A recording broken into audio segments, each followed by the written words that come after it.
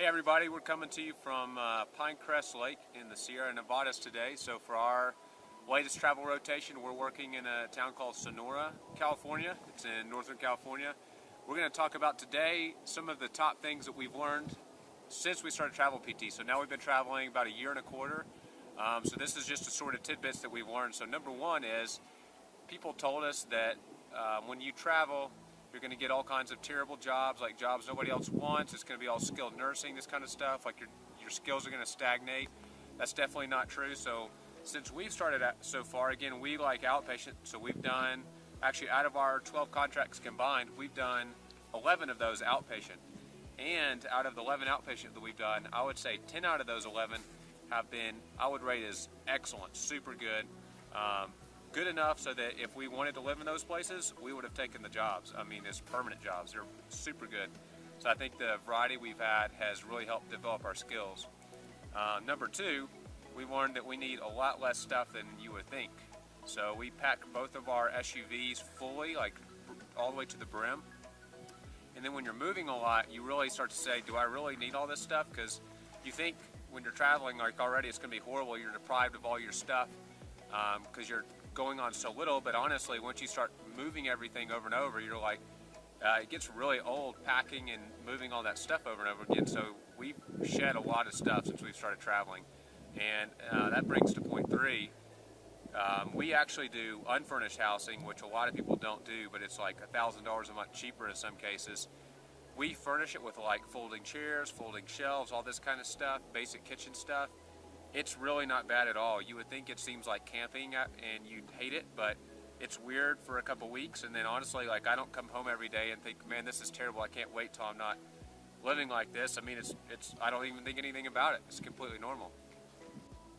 So next point, a lot of people, I think, freak out about the job stability thing with travel because you're never guaranteed work more than 3 months at a time.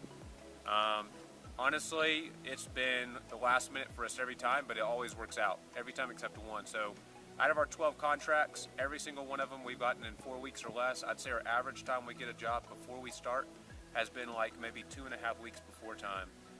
That being said, you probably want to nail it down your job 2 weeks beforehand at the latest if you can, if you want to not have work lost, just because a lot of places it seems like getting all the paperwork done, all the bureaucracy takes about 2 weeks. But anyways, other than that, it's always worked out. We always have jobs, and we always get good jobs pretty much, except for maybe one occasion. The next point I would say is that if you're traveling as a pair, for us, like, there's no way we would have gotten good outpatient jobs pairs unless we worked with 3 companies, and even 2 wouldn't have been enough. So there's been multiple times where, like with working with 3 companies, it's a hassle, but it's only what happens. Like, there will only be maybe 2 out of the 3 who we can put together job pairs for this assignment, and then another 2 out of 3 for another assignment. So that's been crucial for us. If you're a single traveler, you probably don't have to, but honestly, it might be beneficial. Or if you're really looking for like location and awesome job, or the most jobs you can look at, if you worked with 2 companies, you could definitely have a wider spread. That being said, it's a little more hassle, and there are some perks to having the same company. So last couple things we've learned, we learned this later on, but you have to have a tax home. It's super complicated basically, and it's a huge pain in the tail to visit there enough to like maintain your traveler status to get your tax-free benefits. I would recommend the website travelertax.com. I learned a lot of stuff off that, so check that out, but it is a pain maintaining your tax home. There's a lot of different ways to do it. All are complicated. And then the last thing is, we've learned that if you can extend somewhere, which is a possibility quite a bit of times, like for example, if you do a 3-month contract, a lot of places will still need you to work there for longer, so you could stay another month, 2 months, 3 months in some cases. You can do that. That's awesome, because moving every 3 months can get pretty old. That's what we learned. So we love to see new places, but 3 months always goes by so fast. If you can stay like 4, 5, 6 months, that's pretty nice if you're in a good place. And that really makes it feel more like home almost. I think you kind of get integrated. And then the last thing we're going to talk about is we've learned from experience that different companies pay quite a bit different sometimes.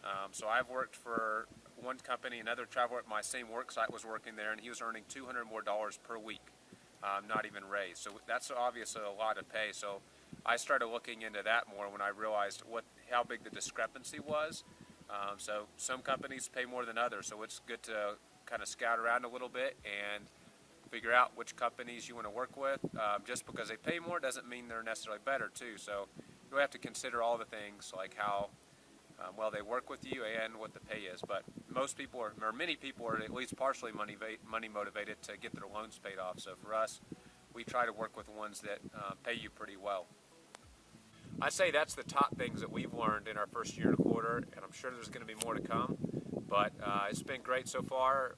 To anybody thinking about doing it, we would still really recommend it. So if any other travelers are watching and you have other stuff that you've learned along the way that we didn't mention, feel free to comment below.